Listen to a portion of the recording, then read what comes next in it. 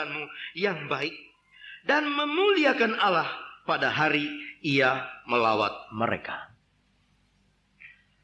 Milikilah cara hidup yang jujur. Susah, Pak. Sekarang bisnisnya lain, Pak. Kalau kita mau dapat order selalu harus main gelap-gelapan, Pak. Ini dunia bisnis ini gelap, Pak. Dapat order, ini orang minta perempuan. Sediakan di hotel Anu. Aduh, ini orang Kristen susah. Aduh, tapi kalau tidak dikasih, dia tidak dapat order. Aduh. Lama-lama Roh Kudus dalam hatinya lebih kuat. Dan satu kali dia beranikan diri. Dia bilang sudah nggak dikasih order, nggak dikasih nggak apa-apa dah. Dia ngomong, Pak, sekali ini saya nggak bisa, Pak, memberi apa yang Bapak minta. Saya orang Kristen, Pak. Kalau Bapak minta raket tenis, saya belikan. Minta bola kasti, bola voli, bola apa aja saya belikan. Minta sepatu, saya belikan. Tapi kalau itu, Pak, yang satu, saya tidak bisa, Pak. Saya orang Kristen, Pak. Itu Bapak diam, lihatin, diam. Betul, betul, Pak. Saya jadi rasanya gimana, Pak? Ya sudah. Tapi dia tetap dapat order, tetap dihormat. Sampai dia dikasih gelar. Kalau dia datang aja, tuh pendeta datang. Tuh pendeta datang katanya. Sebab apa? Karena sudah terkenal kebaikannya, kejujurannya. Kalau Bapak minta raket tenis, minta, saya kasih.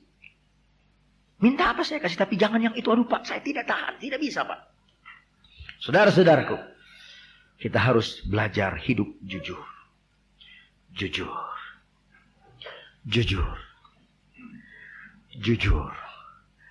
Jujur, haleluya. Mau jujur, saudara-saudara? Haleluya. Saudara akan cantik di hadapan Tuhan dan terhormat di hadapan manusia. Jujur. Jujur. Nah, kembali kita cerita di Afrika. Ada satu penginjil. Kalau khotbah lebih keras dari saya. Wah, saudara-saudaraku, dia kalau menjerit. Orang Amerika tinggi, gede. Kuat, kayak Tarzan. Haleluya, keras, lebih keras dari saya. Saya ditahan-tahan.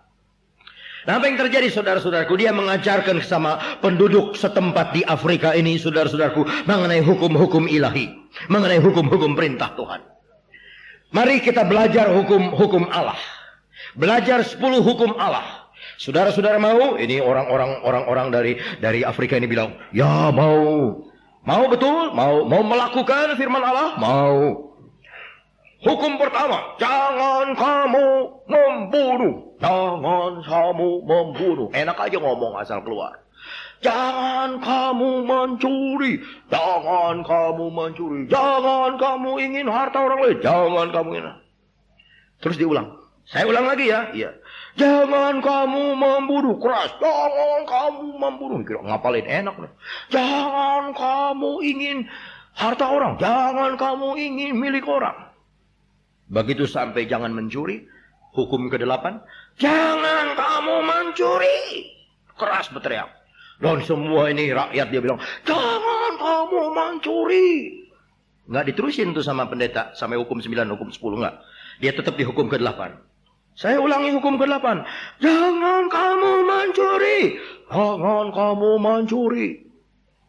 Terus ketiga kali dia ngomong, jangan kamu mencuri kelapa. Diem semua. Sebab semua rakyat suka curi kelapa. Ayo bilang. Dia melihat kiri, lihat kanan. Akhirnya saudaraku pelan-pelan ngomong, jangan mencuri kelapa. Nah, kena sekarang. Sebab dia suka curi kelapa. Suka curi kelapa. Jangan mencuri perpuluhan. Kena. Sebab gak suka bawa perpuluhan. Kena. Gua gak suka nyolong orang. Gak suka nyolong duit orang. Duit Tuhan gua suka. Perpuluhan. Jangan mencuri. Nah, saudara-saudaraku, jangan mencuri waktunya Tuhan. Kebaktian jam 5 di gereja, datang jam 6. Jangan kamu kena. Jangan kamu. Ada satu pengumuman di satu gereja. Iklan di koran, pengumuman dari satu gereja. Datanglah terlambat. Jangan datang terlambat di gereja. Kalau Anda ingin duduk di kursi belakang. Susah nangkapnya ya. Jangan terlambat datang di gereja. Kalau Anda ingin duduk di kursi belakang. Sebab yang terlambat biasanya mesti ke depan. Ayo ke depan, di depan masih kosong ya. Ini herannya saudara-saudaraku. Ada satu supir, dia bicara sama satu pendeta. Ini supir terus datang duduk paling depan, kursinya duduk di depan kursi gereja, dia duduk paling depan nih supir. Dia lihat kiri, lihat kanan, dia duduk. Habis kebaktian ini pendeta datang. Saudara, jiwa baru? Ya, saya jiwa baru. Saudara pekerjaan apa? Saya supir. Kenapa? Saya mau tanya sama Bapak Pendeta. Bagaimana Bapak Pendeta bisa sukses? Kenapa? Ini orang-orang yang duduk di gereja semua duduk di belakang. Kalau saya supir bus semua duduk di depan. Disuruh ke belakang nggak mau, pengennya duduk di depan. Nah kenapa Bapak Pendeta bisa ngatur sampai jemaat itu maunya duduk di belakang? Jawabnya, tanyalah kepada rumput yang bergoyang. Saudara-saudaraku, banyak orang maunya duduk di belakang kalau di gereja. Tapi kalau di bus pengennya duduk di depan. Sampai supir bus itu tanya, kenapa? Kenapa Pak Pendeta bisa demikian sukses katanya? Haleluya, puji Tuhan. Kita harus belajar jujur. Kita harus belajar jujur. Ada satu toko di Amerika yang dimiliki oleh Tuan Wanamaker. Saudara-saudaraku, kalau iman saudara tidak kuat, jangan diikutin cara ini. Sebab ini terjadi di Amerika dan hanya terjadi sama orang ini, Wanamaker. Dia punya cara. Tokonya serba ada. Kelontong apa segala, baju apa segala ada. Dan dia bilang kalau Anda beli pakaian, sudah dibawa di rumah, ragu-ragu, menyesal beli pakaian itu, tukar. Kembalikan, uang akan dikembalikan dengan tidak kurang satu apa, tanpa ngomel, tanpa marah, tanpa cemberut. Jadi orang-orang pada datang, saudara-saudaraku, beli barang, taruh. Kalau kecewa, ada kecewa, lihat bawa kembali, dan uang akan dikembalikan. Dan karena begitu, saudara-saudara, banyak orang mempergunakan salah. Ada ibu-ibu beli baju, terus dipakai di hari ulang tahun, dipakai di hari pesta, besoknya dilipat lagi, dikembaliin lagi ke toko. Nggak cocok, katanya nggak cocok. Ya, ini saudara Wanamaker, dia kembalikan uang. Ada orang yang perlu datang tamu, dia beli, saudara-saudaraku, kitchen set, bukan meja ini, cangkir-cangkir. Dia beli, udah dipakai, lo pestanya sampai tamu-tamu bilang, very good, very nice. Very nice, very good. Nah, udah pulang tamunya dicuci bersih-bersih, dilap bersih-bersih, masukin lagi di plastik, masukin di dus, dikembaliin lagi ke toko ini. Maaf, kurang cocok. Dikembalikan lagi uangnya. Dan orang bilang, Wanamaker, kamu bodoh. Mana ada orang jual begitu? Semua orang pada begitu dong belinya nanti. Dipakai dulu, nanti akhirnya. Tapi saudaraku, akhirnya apa terjadi? Tuhan bicara sama itu langganan-langganan. Dan Wanamaker ini saudaraku diberkati Tuhan. Waktu dia meninggal, dia meninggalkan uang 15 juta dolar. Diberkati Tuhan. Hanya dengan demikian. Saudara jangan deh. Kalau di Indonesia jangan deh. Ntar baju-baju itu udah bau ketek semua. Dan ini orang-orang, ini Tuan Wanamaker ini luar biasa. Diberkati luar biasa. Karena dia begitu berani, saudaraku, mengerjakan hal yang indah ini. Ya, sekarang, ada lagi satu orang Yahudi. Orang Yahudi ini, saudara-saudaraku, saudara tahu orang Yahudi paling lihai. Daerah kata Yahud. Yahud, kalau Yahud kan nomor satu. Yahud kan nomor Yahudi aja nomor satu. Yahudi itu kependekan dari Yahudi. Sebab Yahudi itu nomor satu. Segala-galanya. Otaknya nomor satu. Yahudi. Bank seluruh dunia dimiliki Yahudi. Nomor satu. Meditnya juga Yahudi nomor satu. Nggak ada yang lawan sama Yahudi. Nah, satu kali ada orang Yahudi bertobat bisa terima Yesus. Kalau ada orang Yahudi bertobat sampai terima Yesus, ini luar biasa saudara-saudaraku. Dan dia jujur. Dia bertobat. Dan pendeta tanya sama ini orang Yahudi, Bro, apa bro betul-betul sudah terima Yesus dan bertobat? Haleluya, puji Tuhan Bapak Pendeta. Saya bertobat sampai timbangan saya. Kenapa? Dulu katanya waktu saya belum bertobat, timbangan saya kasih berat sebelah. Kalau saya lagi nimbang, saya punya ini telunjuk, saya kasih tekan yang sebelah sini. Supaya kelihatan sudah seimbang, padahal ini sudah masih ringan, tapi dia tekan di sini. Saya nggak jujur, lihai, Yahudi. Tetapi ketika Yesus datang, ketika dia menerima Yesus, dia bertobat sampai di timbangan. Nah, mudah-mudahan saudaraku bertobat juga sampai di timbangan.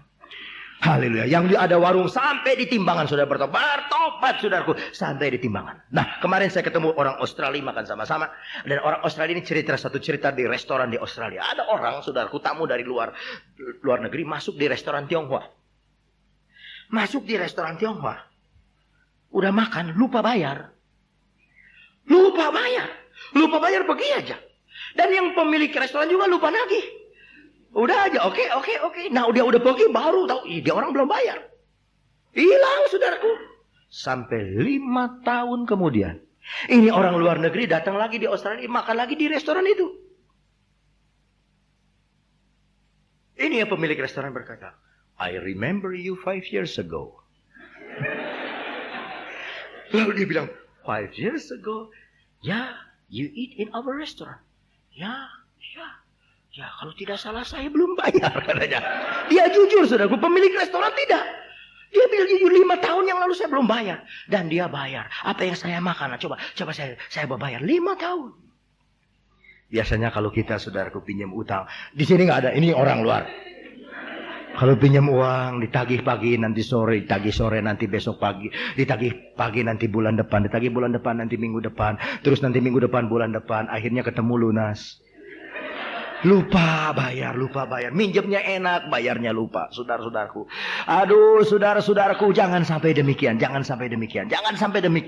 Ingat pelajaran kelimpahan beberapa bulan yang lalu. Bahwa orang yang diberkati Tuhan tidak meminjam uang, tapi dia memberikan pinjam. Dia akan diberkati Tuhan sampai berkelimpahan. Ingat, saudaraku, modal pertama kita adalah jujur. Saudaraku, sebetulnya tidak usah ambil kredit bank 1, 2, 3. Tidak usah. Ada satu pengusaha baru-baru ini, dia ambil kredit bank 3,6 miliar. Dan bunganya 1 bulan 2%. Jadi 1 bulan dia mesti bayar bunganya 72 juta. Sampai katanya kalau sudah tik-tak jam, sudah sampai jam 12. Teng. Aduh, itu di jantung. Teng. Berapa hari lagi ini? 72 juta. Nah, siapa yang suruh pinjam? Berani-berani 3,6 miliar. Ingat bayarnya. Belum bunganya lagi. Oh, saudaraku, ada satu pengusaha, ada hamba Tuhan. Dia berusaha di hal-hal yang lain. Berusaha dalam hal yang rohani tapi bukan khotbah. Dia pinjam uang dari bank 7 juta. Bunga berbunga. Kan nggak ada bunga yang berbunga. Tangkai yang berbunga. Kecuali minjem duit di bank. Bunga yang berbunga. Bunga berbunga. 21 juta ditagih. Rumahnya mau digadein. Oh, saudara-saudaraku, hati-hati. Pinjam mah gampang. Bayarnya yang mikir. Haleluya. Dan itu sebabnya kalau saudara punya modal, kejujuran cukup. Dengan modal dengkul, saudara mau kerja, saudara sungguh-sungguh dipercaya di kanan, dipercaya di kiri, dipercaya di atas, dipercaya di bawah, dipercaya di perusahaan ini, dipercaya di perusahaan sana, gampang. Saudara datang ke sana, ketemu ini ada barang apa ini? Oke, saya bawa dulu ya. Saya jual ini, oh ya, berapa ini habis? Telepon jadi. Baru-baru ini satu kawan saya, saudara-saudara, dia bawa cincin. Dia mau jual. Dia bilang, ini engkau mau jualnya berapa? 6 juta. Oke deh. Dia bawa. Ini karena dipercaya 6 juta. Cincin 6 juta, saudaraku. Kalau nggak dipercaya, dia nggak bisa bawa. Dia bawa dari toko ini. Dia bawa jual. Laku 7 juta. Kan dapat 1 juta tuh. Hanya jalan bawa cincin. Upahnya 7 juta. 1 juta. Berkat Tuhan luar biasa, saudara. Asal jujur. Coba kalau saya bawa cincin, kembalinya udah 10 tahun lagi. Bingung, saudara, orang. Tidak akan percaya sama kita. Itu sebabnya kejujuran adalah modal utama. Kejujuran adalah modal. Milikilah kejujuran. Kembali kepada Lukas, kita baca beberapa ayat terakhir dalam Injil Lukas. Haleluya. Lukas, kembali. Lukas pasalnya yang ke-16.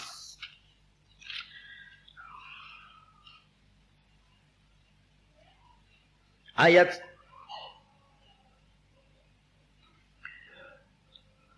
8 supaya saudara jangan salah paham. Lalu Tuhan itu memuji bendahara yang tidak jujur. Yang dipuji bukan tidak jujurnya tapi kecerdikannya. Karena ia telah bertindak dengan cerdik. Sebab anak-anak dunia lebih cerdik terhadap sesamanya daripada anak-anak terang. Ini anak dunia paling lihai soal tidak jujur. Tapi anak terang jangan demikian. Anak terang lain, ayat 9. Dan aku berkata kepadamu, ikatlah persahabatan dengan memakai mamon yang tidak jujur, supaya jika mamon tidak dapat menolong lagi, kamu diterima di dalam kemah abadi. Ayat 11. Jadi jikalau kamu tidak setia dalam hal mamon yang tidak jujur, siapakah yang akan mempercayakan kepadamu harta yang sesungguhnya? Dan jikalau kamu tidak setia dalam harta orang lain, siapa yang akan menyerahkan hartamu sendiri kepadamu? Kalau saudara bicara harta, udah bicara kejujuran. Kalau sudah bicara harta, itu bicara kejujuran. Kalau sudah bicara uang, itu bicara kejujuran. Dan saya memuji Tuhan. warga negara Amerika Serikat yang dipuji oleh pemerintah Amerika Serikat, yang bersih pembukuan keuangannya, adalah Bapak Pendeta Dr. Billy Graham.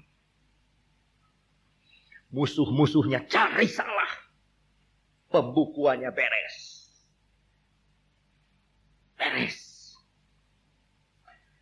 Tahu uangnya keluar kemana sekian, beres. Bangga saya dong. Pendeta, warga negara Amerika yang paling top kejujurannya, pendeta Dr. Billy Graham. Berarti yang lain termasuk presiden kalah sama dia. Ronald Reagan, sorry, kalah sama Billy Graham. Jujurnya. Bangga, saudara-saudara. Kita harus jujur. Saudara punya beli barang 100.000. Saudara mau jual 125.000, tapi saudara tawarkan 125.000, tapi saudara mau jual 120.000. Ditawar orang 110.000 deh. Jangan ngomong begini, aduh modalnya aja nggak dapat, bohong itu. Sebab modalnya cepeceng. Bilang begini, saudara-saudaraku, maaf saya belum bisa jual. Itu nggak bohong. Saya belum bisa jual 110 itu. Sebab saudara mau bayar, mau jual 120 dah. Bagaimana kalau 115? Maaf saya belum bisa jual. Kalau 120? Ya dah, boleh. Sebab kebanyakan nih saudara-saudaraku, aduh apalagi tukang-tukang dagang ini, maaf dah kok belinya nggak boleh. Belinya nggak boleh, padahal boleh nemu. Boleh. Belinya nggak bisa sampai segitu, belinya kok nggak bisa dah, maaf. Ya. Di Tiongkok sampai ada satu peribahasa. Ya. Katanya orang kalau jujur katanya nggak makan. Orang mesti nggak jujur. Saya nggak ada baca ayatnya dalam firman Allah. Siapa yang jujur tidak makan? Nggak ada ayat.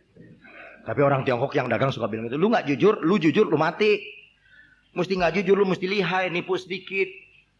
Ngomong sedikit, lu banyol sedikit, nipu sedikit, cia orang lain sedikit, lu sikut sedikit, injak sedikit. Cekek dia, apalagi kalau Seng Sialau. Seng Sialau itu orang dari kampung katanya. Dia bawa duit banyak-banyak, cekek dah duitnya. Itu lu punya hoki. Wah. Nggak bisa demikian, saudara-saudaraku. Tidak boleh demikian. Haleluya, puji Tuhan. Kita harus jujur. Nah, saudara-saudaraku, katanya orang dagang ada yang begini. Ada yang tawarkan cita pakaian. Cita. Ini satu ibu, tahu aja ibu kalau belanja. Jelek. Mana yang lain? Jelek. Ini mau nggak? Jelek. Satu gulungan diturunkan dari atas. Ini bagus nih. Jelek, saya nggak mau deh. Lalu si engkau ini dia ambil satu gulungan pakaian itu. Dia bawa ke dalam diam-diam. Dibungkus sama plastik. Pikul lagi keluar. Kalau ini Ci, bagaimana Ci? Ini baru datang nih barang baru. Nah, kalau ini baru bagus. Kalau ini mau.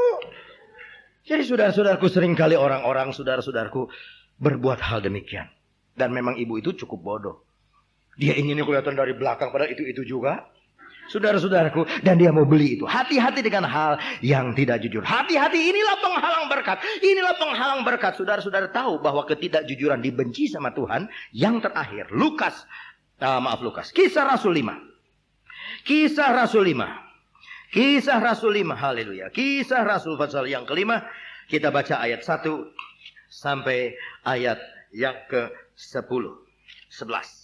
Ada seorang lain bernama Ananias.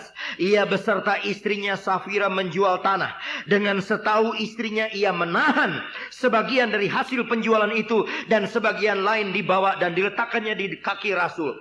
Tetapi Petrus berkata, Ananias, mengapa hatimu dikuasai iblis sehingga engkau mendustai Roh Kudus? Mendustai Roh Kudus dan menahan sebagian dari hasil penjualan tanah itu? Selama tanah itu tidak dijual, bukankah itu tetap milikmu? Dan setelah dijual, bukankah hasilnya itu tetap dalam kuasamu? Mengapa engkau merencanakan perbuatan itu dalam hatimu? Engkau bukan mendustai manusia, tetapi mendustai Allah. Ketika mendengar perkataan itu, rebahlah Ananias dan putuslah nyawanya. Maka sangatlah ketakutan semua orang yang mendengar hal itu. Lalu datang mereka, beberapa orang muda, mereka mengapani mayat itu, mengusung keluar dan pergi menguburnya. Kira-kira 3 jam kemudian masuklah istri Ananias, tetapi ia tidak tahu apa yang terjadi. Kata Petrus, katakanlah kepadaku, dengan harga sekiankah tanah itu kamu jual? Jawab perempuan itu, betul sekian. Berarti dusta lagi. Kata Petrus, mengapa kamu berdua bersepakat untuk mencobai roh Tuhan? Lihatlah orang yang baru mengubur suamimu berdiri di depan pintu.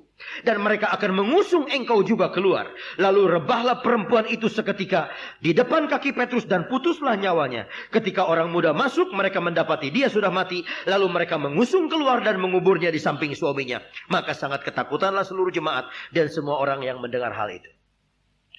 Nanti gereja kalau sudah meningkat rohaninya sampai kepada kesucian, orang berdusta, ngebohong, gak jujur, mati mendadak. Ini. Ada yang suka dapat untung 5 juta. Mestinya 500 ribu itu perpuluhan. Enggak, 500 ribu dibelanjain dulu. Beli ini, beli itu, beli ini, beli itu, beli ini, beli itu. Tinggal goban. Dan goban masukin di amplop bawah sama pendeta. Bro, ini perpuluhan dari saya bulan ini ya. Si pendeta kan nggak tahu-tahu, belum ada seperti Petrus. Aduh, terima kasih tante, terima kasih bro, terima kasih sis, terima kasih ya om. Ya ini perpuluhan saya, puji Tuhan, Tuhan berkati saya. Jadi si pendeta pikir, oh dia dapat berkat ini 500 ribu, padahal 5 juta. Dapat perpuluhan 500 ribu, nah dibelanjain dulu. Inilah perpuluhan, padahal dusta. Biarin dan si Ananias pada mati sama Sapira, mah belum mati. Rohani mati barangkali. Keadaan kita mati barangkali. Kenapa ada yang sakit? Kenapa dalam rumah tangga kita tidak ada damai? Mungkin kita tidak jujur. Kenapa? Mungkin ada yang tidak jujur. Kenapa? Mungkin ada yang tidak jujur. Ada hal yang tidak baik, ada yang tidak jujur. Bikin beres sama Tuhan. Bikin beres dan minta ampun. Dan mulai berdoa, Tuhan saya mau jujur. Ada kawan saya, kenalan saya. Udah 12 tahun jalan les, bantuan pembangunan gereja. Untuk pembangunan gereja itu yang nyumbang, saudaraku, dari depan udah sampai di belakang, udah penuh tuh buku. Gerejanya belum dibangun habis, kesini terus. Ada gereja yang sudah selesai bilang belum selesai. Ada orang yang bilang rumah rusak padahal belum rusak. Saya hanya bilang ya, masing-masing tanggung jawab sama Tuhan. Kami hanya saluran saja. Berkat dari saudara, kami salurkan. Kalau sampai orang itu toh masih tidak takut sama Tuhan, berdusta, itu sudahlah sama Tuhan langsung aja. Sama dia saja dah. Kita harus jujur. Dan kalau kita jujur, kita akan diberkati oleh Tuhan. Amin, saudara-saudara. Mari malam hari ini kita akan berdoa dan kita berdiri bersama-sama. Puji Tuhan. Melayani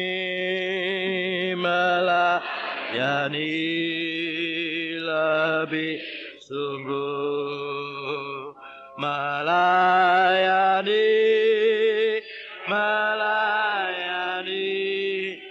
lebih sungguh. Tuhan lebih dulu melayani kepadaku, melayani lebih. Bapak runtuh kahu maju ke depan untuk berdoa. Melayani lebih sungguh. Melayani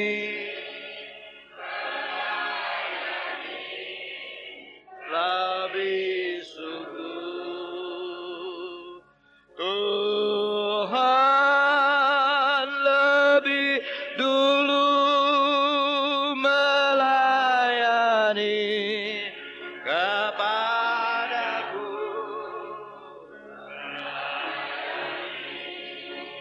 Melayani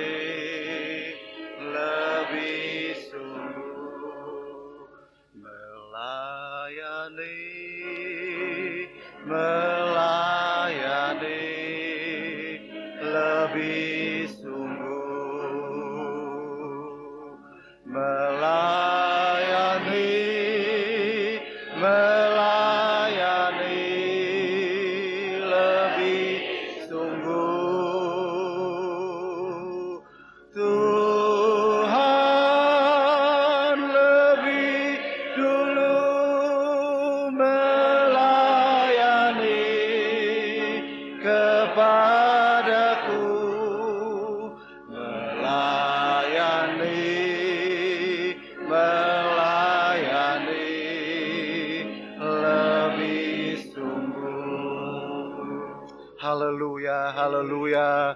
Pada saat ini Tuhan kami tundukkan kepala kami di hadapan hadirat-Mu. Kami boleh bersyukur pada malam hari ini. Kalau suara-Mu begitu manis datang di tengah-tengah hidup kami. Kami bersyukur Tuhan Yesus. Kalau suara-Mu datang Tuhan di dalam penghidupan kami. Malam ini Tuhan kami boleh dengar dengan begitu manis. Engkau berbicara dalam penghidupan kami. Engkau dengan setia melayani kami Tuhan malam ini juga. Engkau berikan Tuhan Yesus sabda-Mu. Apa yang Engkau maksudkan dalam penghidupan kami. Sebagai orang-orang pilihan-Mu. Sebagai umat tebusan-Mu Tuhan. Engkau minta dari kehidupan kami. Untuk melayani Engkau di dalam kesucian-Mu. Untuk melayani Engkau di dalam kejujuran yang Engkau minta dari penghidupan kami. Kami boleh melihat hati kami. Kami boleh melihat Tuhan kehidupan kami pada saat ini. Kami boleh memeriksa hati kami Tuhan. Apakah kami hidup jujur di hadapan-Mu Tuhan. Tak ada satu yang tersembunyi di hadapan hadirat-Mu. Mata-Mu melihat sampai kedalaman hati kami Tuhan malam hari ini. Kalau ada di tengah-tengah kami, pribadi kami Tuhan nyata berkenan kepadamu. Yang tidak berkenan dengan firman-Mu malam hari ini. Roh Allah ada di tengah-tengah kami Tuhan. Berbicaralah Tuhan melalui firman-Mu. Berbicaralah Tuhan mulai saat ini sampai kami pulang ke rumah. Di atas pembaringan kami boleh memikirkan akan sabda-Mu. Tuhan, adakah kami Tuhan hidup benar di hadapan hadirat-Mu? Kami yang telah datang di tengah-tengah kebaktian malam hari ini. Biar Roh Allah mengkuatkan kami dengan firman-Mu malam hari ini Tuhan. Supaya kami boleh hidup benar di hadapan hadirat-Mu. Supaya kami boleh menjadi suatu surat yang terbuka di tengah-tengah masyarakat. Di mana kami berada. Bahwa Engkau saja yang dilihat dari dalam penghidupan kami. Biar Engkau yang bertambah-tambah di dalam penghidupan kami. Dan kami yang berkurang-kurang. Engkau Allah yang maha besar. Dan kami boleh melihat tangan Allah, tangan kemurahan-Mu yang heran boleh diulurkan dalam tiap penghidupan kami pribadi, dalam tiap penghidupan kami, rumah tangga kami Tuhan. Kami boleh rasakan berkat-berkat Allah berkelimpahan dalam penghidupan kami. Malam hari ini Tuhan, kami bawa hidup kami dalam tangan-Mu. Ampunilah kami Tuhan. Ampunilah kami malam hari ini Tuhan. Biar kami Engkau bawa pada kesucian-Mu. Biar Engkau bawa kami pada hidup yang berkenan dengan firman-Mu ya seperti yang Engkau telah bawakan malam hari ini Tuhan. Biarlah berbicara malam hari ini. Roh Allah ada di tengah-tengah malam ini Tuhan. Mari Engkau bicara dalam setiap penghidupan kami. Terima kasih Tuhan. Terima kasih kalau saat ini Tuhan kami masih bisa mendengar firman-Mu. Karena kami tahu Tuhan satu waktu di mana kuping kami mau mendengar, tapi firman-Mu tidak ada lagi Tuhan. Terima kasih malam hari ini Tuhan. Kami boleh berkumpul pada saat ini Tuhan. Terima kasih Tuhan. Tangan-tangan Tuhan Yesus yang telah kami angkatkan kepadamu untuk memuliakan Engkau. Hati kami yang telah kami bawa untuk mendengar firman-Mu Tuhan Yesus. Kami tahu bahwa berkat Allah menyertai kami. Kalau kami telah datang Tuhan Yesus pada malam hari ini dengan kepala yang tertunduk, dengan pundak yang seolah-olah berat oleh pikulan Tuhan. Engkau Allah yang maha besar. Engkau yang ada dalam kehidupan kami. Mengerjakan perkara-perkara yang besar-besar. Terima kasih Tuhan. Terima kasih untuk firman-Mu. Dan terima kasih untuk pelayanan-Mu yang manis. Ampuni kami daripada segala dosa. Dan beserta dengan kami pulang sebentar. Dengan membawa berkat, kemanisan, dan kelimpahan daripada-Mu saja. Dalam nama Yesus kami telah berdoa. Yesus, nama yang terindah dan nama yang termanis. Haleluya. Amin.